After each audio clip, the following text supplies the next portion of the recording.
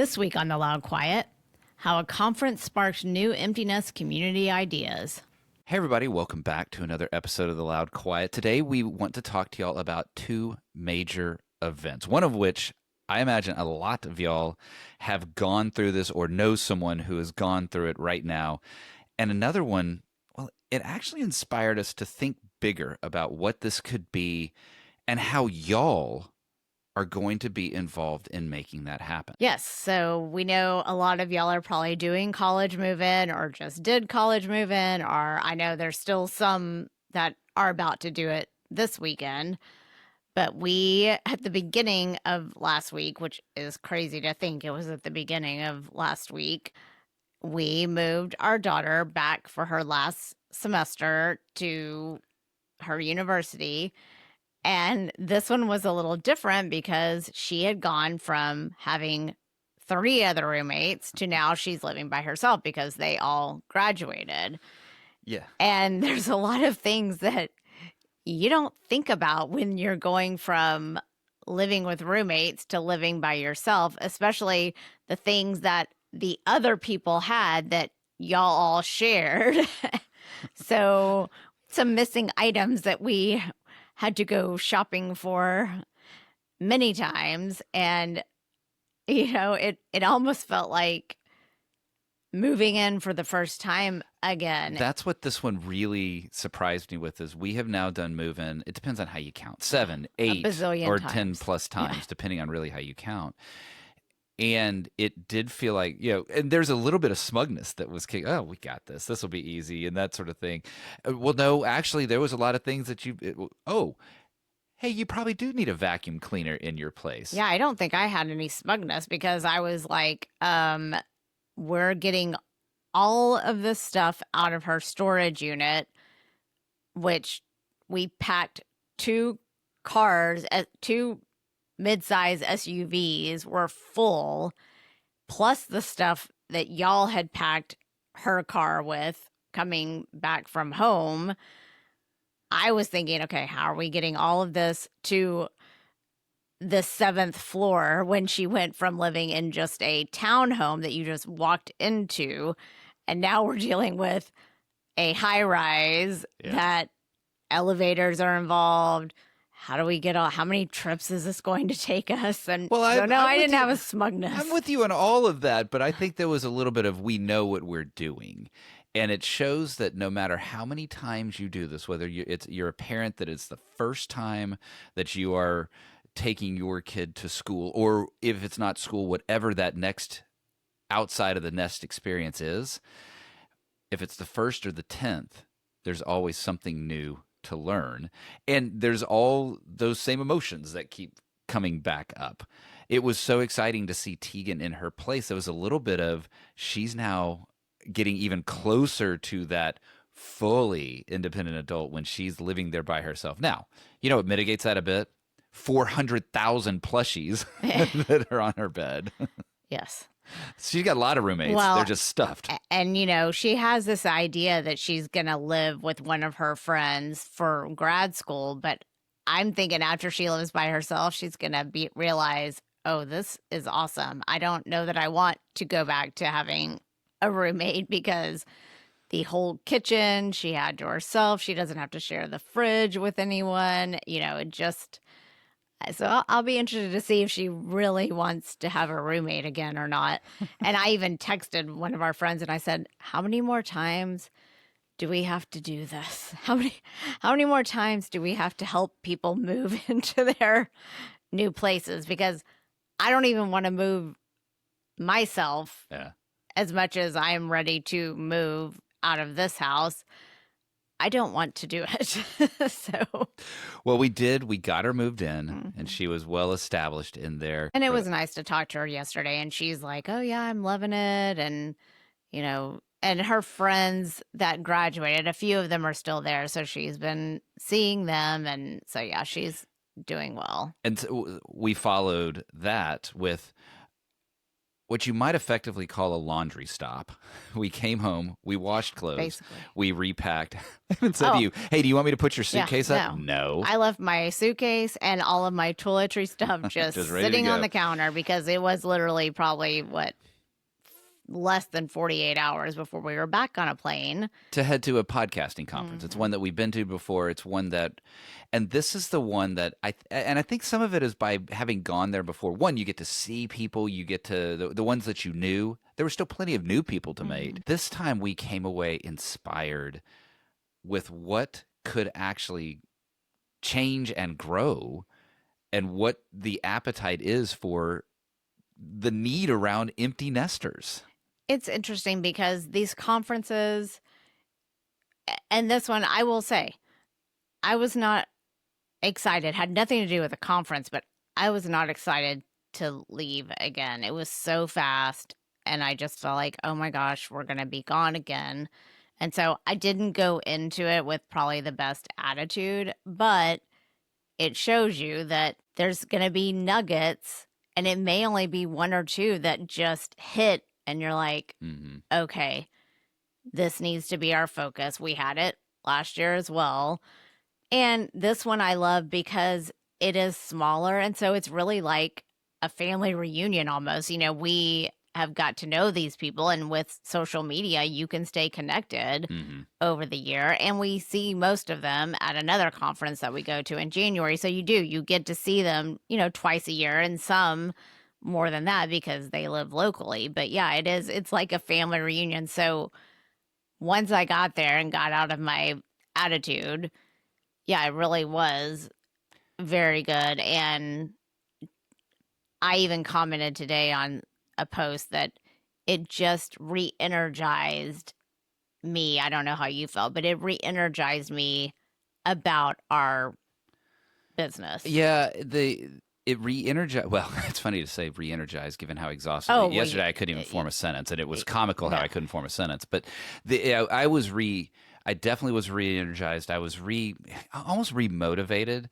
And it's not just that. I'm seeing through the eyes of the podcasting conference how our audience, and even the conference reminded me how you, the audience, are such a part of what this is. And something happened on Saturday where I released a pretty vulnerable video, and there were some really heartfelt comments there. Shayla, Candace, Sharon, Deanan all posted something that was really from their heart.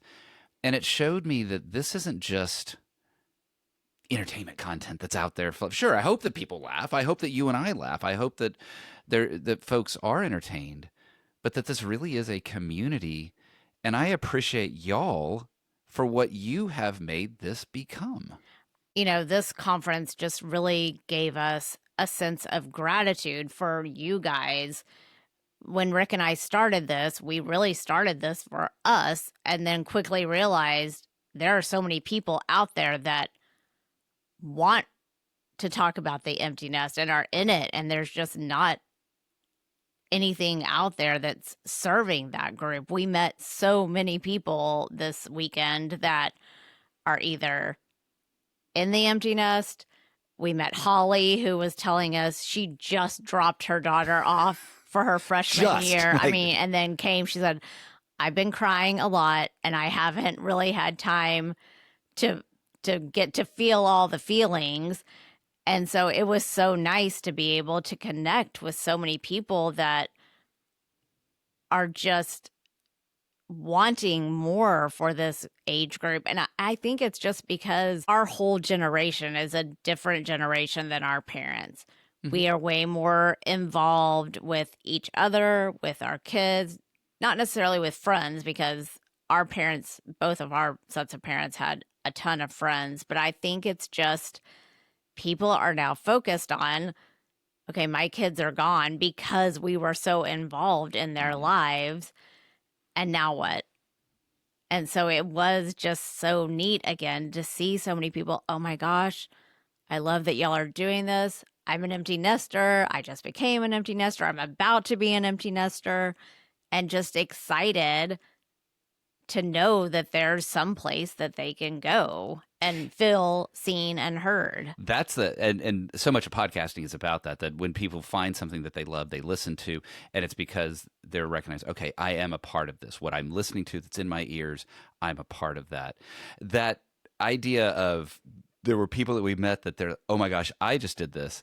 It was interesting how quickly people said, I know someone who just did this. I met someone at one of the sessions, and immediately she said, I know this person. I'm not going to name this person, but I know this person who just dropped their kid off and they're experiencing all of those things.